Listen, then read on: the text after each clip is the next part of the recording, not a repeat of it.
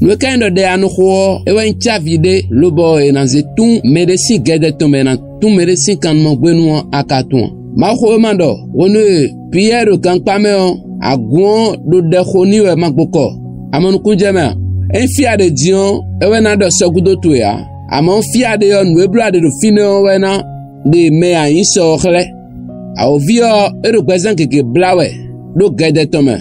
Amon wonu agunde chite lobro de kho eno gba zege mon koton le eno gba chenu badabada enele minonda hundawe wonu esogudo merele ton timbe ko suhondo e ko bla lobo so sekwe numi kasin le aguzu agun eno khodeo na kana tigbon ma wo agbo pero de minokho wu ena nasina sinina pe agboa ne ka gbomo wo nkanu chikono de hiro usomo oganpa me agbaza meton nino ele ponteru gbigbo meton nino lo me keke timbo e bla yero gbigbo me e bla lile itombo nule itombi amado tendro po me ede agbo no khodeo eno tunkanu me agbo kana dai huo eno jo le do lo ba no gbigble we po nu kutoma no visunu no vi yonu nundo agun khodo ezinzan dion Antundo mire khodo yende wawada gunyiwe okwabaro la santa de wonu mi member na khode ba kunu na se de gbemeton yi mena hanu mesere si woma ta go rame atongo acte chapitre 12 verset 5 et milando lo wonu Pierre de gam ho aguono do de khowe sien do tatoma ne na tere jijo wedele no asuro gbeme ogbeno dame fide adeo rena fi vivere amon de segundo aro tawon wendo agosi fi adeo fite akapwe en sugbetero ganho eno ko de khaledo me aussi gbevoro fina nuni le to ko la zowa ogbigbo me aporo ganji janwe bo maro kan pa me ogbigbo me an segundo to ko voro fina do wonu mere do gade me ogbigbo me menero kan mo gbenu da khowe kaka soyi wonu atitele bo da khonu me de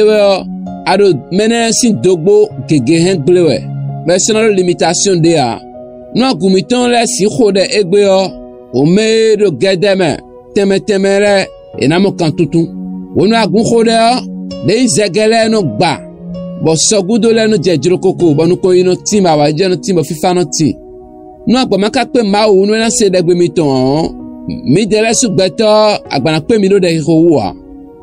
esi de anu khonu gwire susin gbezan e ka sine de anu khonu mere vole no vituele fofotuele kontontuele me atunle mawdu agun de ba gun na si khukhode edo agun ena dai hu ba wa agun no khode ena de nu koyi da pa gegefwe lo mo pe nu gege lo bono wa amo e mo no khode a lo bono dai hu nte ba wa de akpapa de na so akpapa ni o e ba wede nkara kun khodo no viche tundo kwa khodo mde to che mauche mbabo nai yan len koton le na note lo bona sin khode lo bodio mere vole sin sogudo e mna ya wajije agbe to le sin gbezame bo fi fana ti lo gbezan to me kaka so ilo Jesu Christ sin koma no ma okporo degbe sewe o no viche ado na khode wona chete lo khode a khokhole no mujai wona khode no mede erena do fifa me aussi bezame bo didio na tini anda mbamana mena do khokele a amo mena no jagundo mere vosi tameresu lomna wada gber mere vole wonu aguna do de kho a ovisi titole na lo pigbawe bana lo piglewe ba ovina na liba ko do gbeto si bezame wonu su lo bo adona tite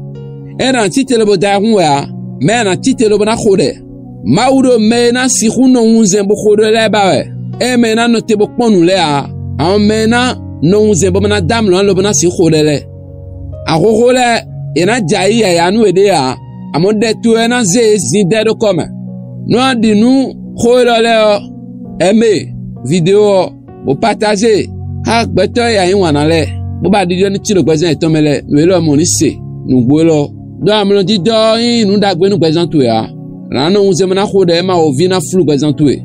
Adam le gbigbo me onu wawe Adam gbowe commenter bro je me tiens à la brèche namba mena inde khoto nu medio mena khote bo mele si gbezana dio bo na ami do commenter me nu andido e wa tiche me do gbezan mi tomo le Jésus Christ sin comme keze me gbeton fifa ma otoni no hawe nu ani lo bona wa kpɔ wa dzidze kpo le Jésus si ŋkɔ me. Awɔvi se ɖo atse ɖe gbezãtoe dzia. Esa Simon temea le Jésus Christ si ŋkɔ me xɔ ɖe. Amen.